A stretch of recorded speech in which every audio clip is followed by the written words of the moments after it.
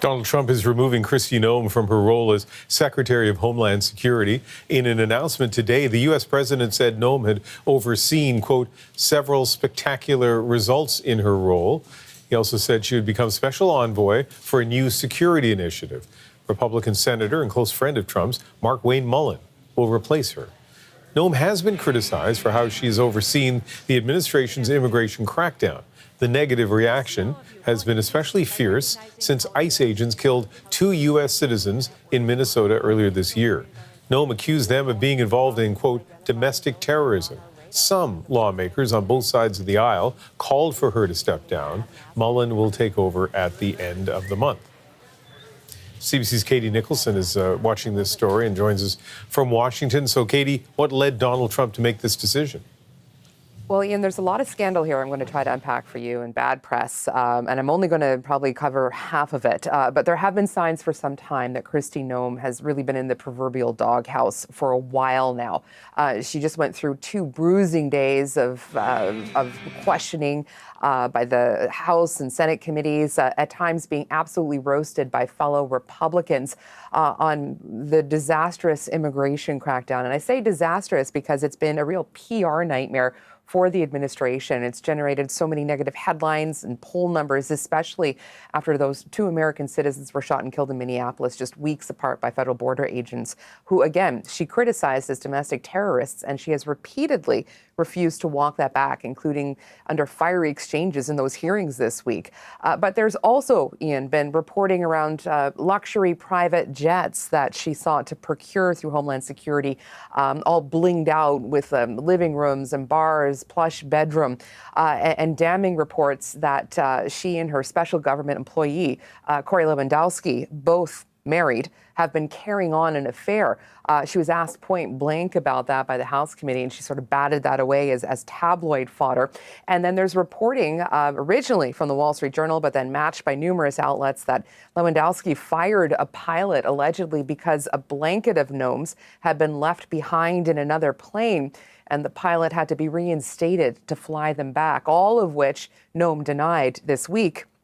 And then there was Neom's $220 million ad campaign. Now, you will remember this. It featured Neom very prominently in a variety of get-ups and backdrops that sort of helped earn her that Ice Barbie moniker.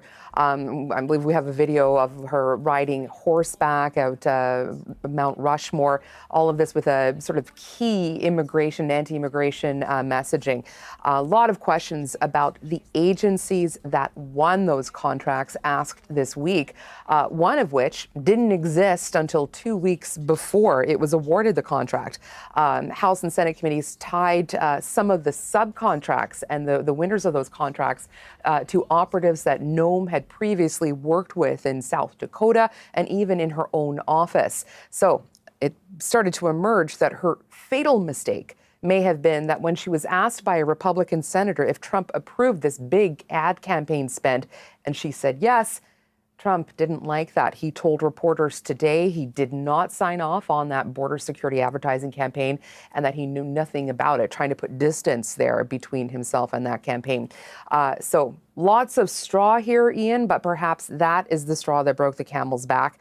Now, of course, Neom isn't completely disappearing. She has been named the special envoy to something called the Shield of Americas, which they're describing as a new security initiative that's going to involve 11 Latin American countries.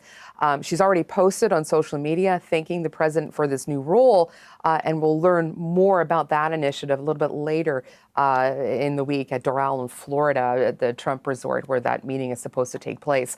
But, you know, that's just some of the recent sort of issues that she's had come up against. I can remember being in the flash floods in Texas a year ago, and one of the big controversies was she had put a new rule in place that she had to personally approve any kind of expenditure over $100,000 at FEMA. And so obviously there were a lot of criticisms that tied up the response to that disaster. So much there. Let's move ahead to her replacement, Mark-Wayne Mullen. What can you tell us about him? Yeah, so Trump's choice, Markwayne Mullin, he's an Oklahoma senator. He made a point, actually, of saying that Neom is a friend. He's not a law enforcement guy, not really a national security background beyond some of the committees he's served on. But, either was Neom. He is a Trump loyalist, and he said he really wasn't expecting this call today from the White House. Here's a little bit more of what he said, including about Neom and where he'd like to take DHS. She was tasked to do a very difficult job, and I think she has performed the best she can do underneath the circumstances. I think there's an opportunity to build off successes, and there's also opportunities to build off things that maybe didn't go quite as planned.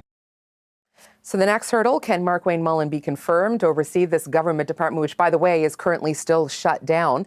The White House press secretary saying they're going to try to get him confirmed as quickly as possible. I listened to that whole scrum, and you might think it was an opportunity to be a little bit more critical of Neom, but her successor certainly did not take that opportunity at all. Katie Nicholson in Washington, thank you very much.